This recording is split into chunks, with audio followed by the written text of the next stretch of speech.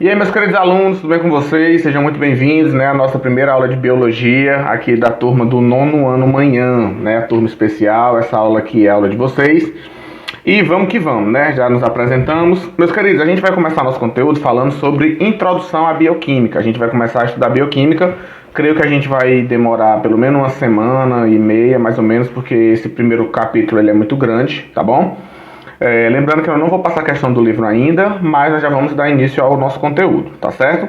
Então estudem pelo slide por enquanto, quem já está com o livro aí já pode dar uma olhadinha no livro também, mas o slide também está bem bacana, dá para vocês estudarem bem, tá bom? Lembrando, na medida que vocês forem vendo o vídeo, vão pausando, né? Quando eu terminar de explicar, você pausa, anota o que está no slide, depois você continua, tá bom? Se você quiser anotar só depois, hoje mesmo já vou postar esse slide aqui lá no Google Classroom, tá certo? Lá no sala de aula para vocês baixarem e anotarem até onde a gente vai falar hoje, tá bom? Hoje a gente vai falar um pouquinho de água, creio que a gente consegue terminar o assunto de água hoje e já começar um pouquinho de sais minerais, tá bom? Então vamos lá, gente, olha só, antes de tudo deixa eu ativar aqui minha canetinha marota. Pronto, então vamos lá, introdução à bioquímica, né? A química da vida, as biomoléculas.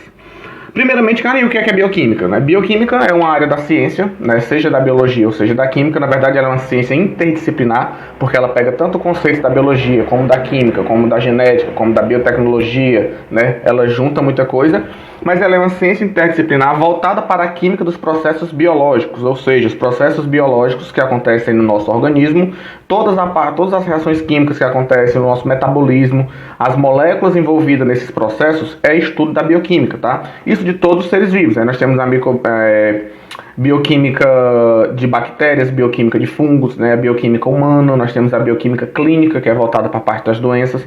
Então a bioquímica ela tem uma área gigantesca, tá certo?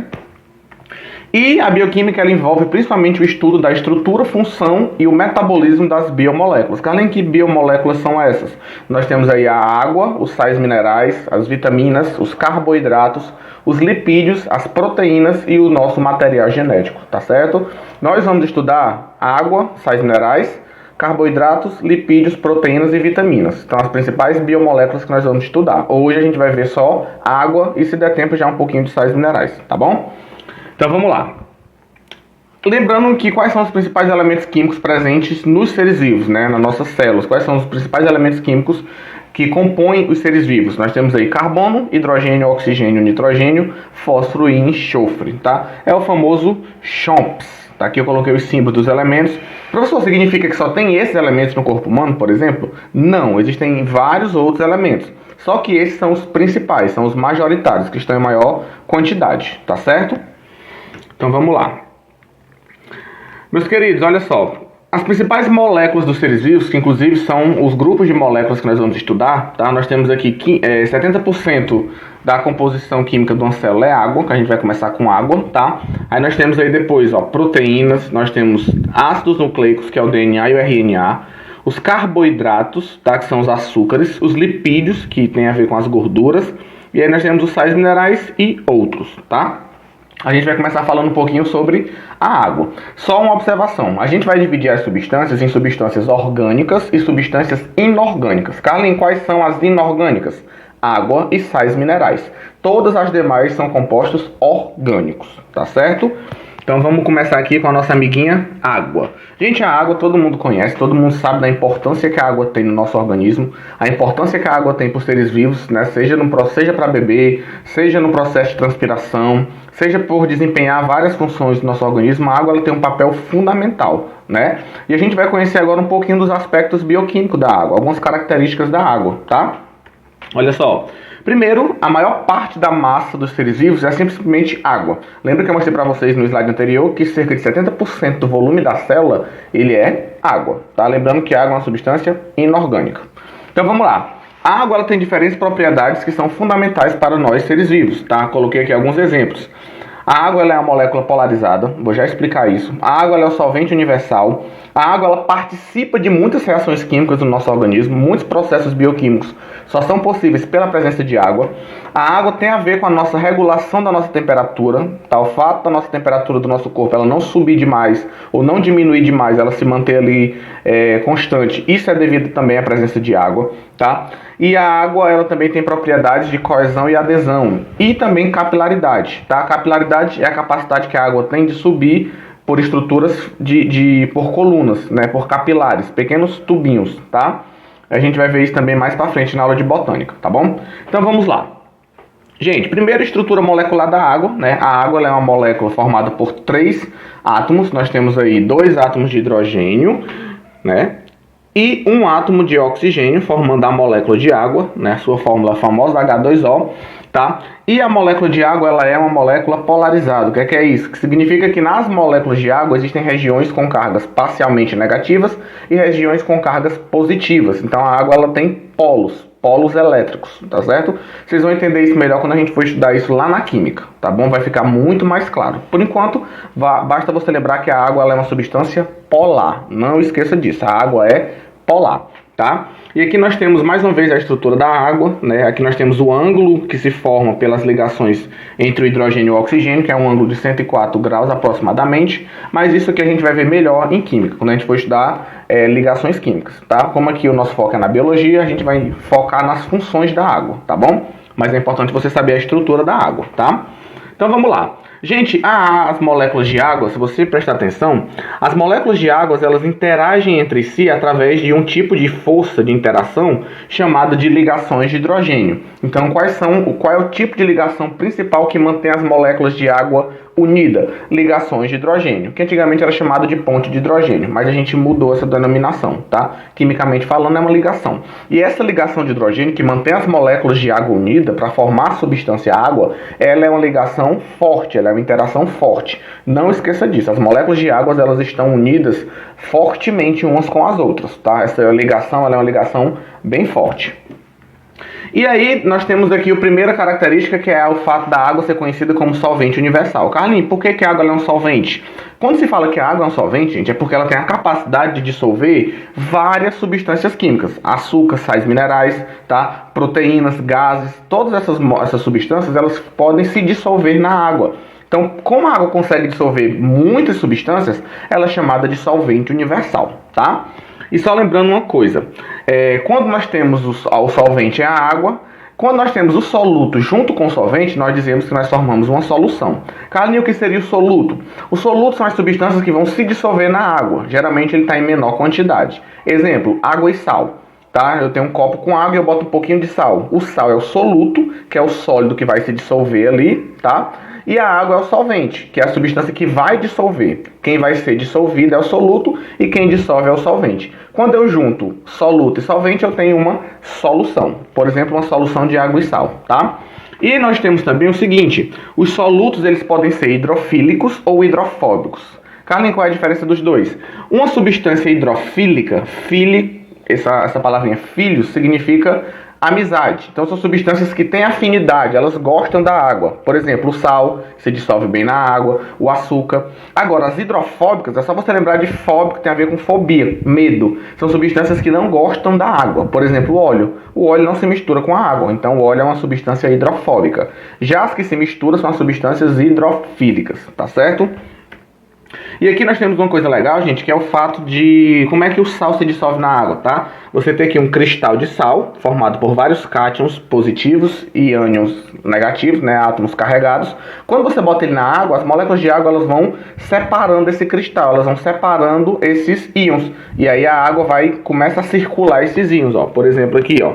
A água tira o positivo e as moléculas de água começam a literalmente envolver aqueles íons, começam a circular ele todinho, tá? Ficar envolto dele. Isso é chamado de solvatação. Então dissolver na verdade é separar. Quando você bota um cristal de sal na água, as moléculas de água vão separando ali aquele cristal. Quando a água evapora, aqueles íons eles voltam a ficar junto de novo. Por isso que o cristal se forma novamente. E eu pergunto, qual é a importância da água ser um solvente para nós seres humanos? Qual é a importância biológica disso? É porque como a água ela é um grande solvente, muitas substâncias do nosso corpo estão dissolvidas na água. Se a água não fosse um solvente bom, como é que as proteínas iriam se dissolver na água? Como é que as vitaminas iam estar dissolvidas? Né? Sem contar que a maioria das reações químicas do nosso corpo acontece em solução, ou seja, dissolvidas na água. Então a água ela tem um papel fundamental aí como solvente, tá bom? Outra coisa interessante é o fato da água ela ter um calor específico muito alto e um calor de vaporização muito alto também. O que é que significa isso, Carlinhos? Vamos lá. Um calor específico é a quantidade de energia que você precisa para 1 grama de uma substância aumentar em 1 grau Celsius. Como assim? Significa que como a água tem um calor específico muito alto, a água precisa absorver muita energia para poder mudar a sua temperatura.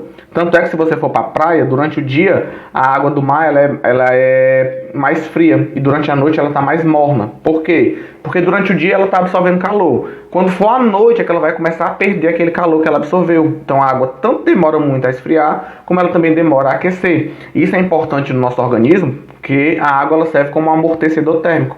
O nosso corpo ele consegue resistir a variações de temperatura, né? A temperatura do corpo não muda bruscamente porque a água vai amortecer. Da mesma forma que a água também ela precisa de muita energia para evaporar. Então, quando o nosso corpo está com temperatura, as nossas células estão muito quentes, nosso corpo está muito quente, a gente começa a suar, né? E esse suor, quando evaporar, vai roubar calor, por isso que a nossa temperatura diminui. Então, o suor ele é um mecanismo para regular a nossa temperatura. Então, a água ela tem um papel, sim, como moderador de temperatura, tá? Tanto devido ao seu calor específico alto, como ao seu calor de vaporização, tá certo? E aí, meus queridos, olha só outra coisinha rapidamente, é isso daqui. A coesão e a adesão. O que é isso? Coesão é porque as moléculas de água estão muito juntas, elas estão muito coesas, elas estão muito unidas. Professor, eu lembro que o senhor falou que as ligações de hidrogênio são fortes. Como as interações são muito fortes, essas moléculas estão muito juntas, tá? E a adesão é a capacidade dessas moléculas aderirem em uma superfície. Então preste atenção em uma coisa interessante. Ó. Você tem aqui uma representação, imagina que você tem um lago. Quando a água fica muito parada, né, ali o lago, a água está parada, você já percebeu que a água fica como se fosse um espelho, tá? Quem já pulou de barriga em água parada se ferrou todinho, né? Porque dói, porque parece que você está pulando no cimento. Por quê? Porque as moléculas que estão nas superfícies, elas são atraídas pelas moléculas de baixo. Só que como não tem mais nenhuma molécula em cima para puxar, para elas interagirem, elas acabam ficando tensionadas. E isso é chamado de tensão superficial, porque é justamente essa tensão que acontece na região superficial. As moléculas de água são atraídas, né? Elas começam a interagir e essa interação é forte e elas acabam ficando tensionadas, tá bom? Tanto é que quando as pessoas que fazem paraquedismo, né, que elas fazem saltos, elas sempre quando elas vão pular na água, se a água estiver parada, elas jogam uma pedra primeiro e depois ela pula. Para quê? Para a pedra poder romper a tensão superficial e ela poder mergulhar, tá? É graças à tensão superficial, né, pelo fato das moléculas de água estarem muito unidas, que alguns insetos conseguem andar sobre as águas, né? Porque a água está ali tensionada e como ele é levezinho, ele consegue andar sobre a água. A gente não, porque como a nossa massa é muito grande, né, a gente, quando pisa na água, a gente já rompe a tensão, então a gente vai afundar. Só se você conseguir escorrer a uma velocidade impressionante, aí você conseguiria passar sobre a água. Mas se não... Ah, Carlinhos, mas Jesus andou sobre as águas. Isso ali é um milagre, tá? Então, gente, tensão superficial tem a ver com a coesão e a adesão das moléculas de água, tá certo? E aí, meus queridos, para encerrar, né, eu queria falar com vocês só um pouquinho sobre os sais minerais. Tá, nós já vimos a água, nós vimos algumas características da água. Tá? Se a gente fosse explicar tudo, a gente teria que fazer uns 3 vídeos, porque é muita coisa sobre água. Mas aqui, como eu falei para vocês, é uma bioquímica básica, só para vocês já terem uma noção, tá bom? E para encerrar, vamos falar sobre sais minerais, que são substâncias inorgânicas formadas por íons. Lembrando que íons são átomos que têm carga, né, ou positiva ou negativa. E esses sais minerais, gente, são necessários para o bom funcionamento do nosso organismo. A gente obtém ele na nossa alimentação, tá? Por exemplo, sódio, cálcio, fósforo, enxofre, potássio, cloro e magnésio, né, quando eles estão carregados, né, com cargas, né, não é a forma pura, não é um metal. É ele dissolvido ali na água, no nosso organismo, tá? São chamados de macronutrientes. Por quê? Porque eles estão em maior quantidade. Já outros minerais, como o zinco e o ferro, como estão em menor quantidade no nosso organismo, eles são chamados de micronutrientes, tá? E os sais minerais, eles são importantes porque eles eles desempenham funções muito importantes no nosso organismo. Aqui eu coloquei uma tabelinha para vocês estudarem em casa, ó, eu coloquei aqui alguns sais minerais, tá? As funções que eles desempenham no nosso organismo e quais são os alimentos ricos nesses sais minerais. Eu queria destacar aqui para vocês só 5, que são os mais cobrados, inclusive, na prova do IFCX. Esse conteúdo cai no IF, tá? Quando a gente fala, por exemplo, de cálcio, os íons cálcios têm a ver com a formação dos ossos e dos dentes. É por isso que pessoas que têm deficiência de cálcio, elas podem ter problema de raquitismo, problema nos ossos, tá? Outro muito importante, o sódio e o potássio, que eles estão relacionados com o equilíbrio dos líquidos e o funcionamento dos nervos, tá? Sem contar que a alta quantidade de sódio, ela tem a ver com qual problema muito conhecido de vocês? A famosa pressão alta ou hipertensão, tá? Tem a ver com o consumo excessivo de sódio, de sal. Outro íon muito importante é o ferro. O ferro ele participa da formação da hemoglobina, e a hemoglobina está relacionada com o transporte de oxigênio. Pessoas que não ingerem uma quantidade boa de ferro, né, alimentos ricos em ferro, feijão, fígado, elas podem desenvolver anemia, tá certo? E isso pode acarretar problemas sérios. E o outro que eu queria falar aqui, né, todos são importantes, por isso que eu coloquei a tabela, mas eu queria destacar esses que são mais cobrados em prova. É o iodo e o flu. O iodo ele tem a ver com a formação dos hormônios da nossa tireoide. Pessoas que têm problema com falta de iodo, elas podem desenvolver uma doença chamada bócio. O bócio, a tireoide, ela fica inchada, tá? Então falou em iodo, lembre de relacionar iodo com a tireoide. E o flu tem a ver com os nossos dentes, né? Tanto é que o nosso sal de cozinha, obrigatoriamente tem que adicionar flu no sal de cozinha, justamente para prevenir as cáries, né? A água que vem da cagesse, ela já vem adicionada de flu também, de íons flu, de fluoretos. Para quê? Para prevenir as cáries, tá bom? Quem aqui, quando era tempo da escola, né? Na escola pública tinha muito isso, tinha o dia do flu, que aí as pessoas lá passavam flu nos nossos dentes, eu acabava comendo as pastas, era muito legal, tá bom? Então, meus queridos, era isso, tá? Hoje a gente falou um pouquinho sobre água e sais minerais. Espero que vocês tenham gostado, tá certo? Faça as anotações, estude essa tabelinha, porque essa tabelinha ela é muito importante e ela é muito cobrada em prova, tá certo? Então, eu espero que vocês tenham gostado e depois você vai lá no Google Sala de Aula que eu vou disponibilizar os slides para vocês. Então,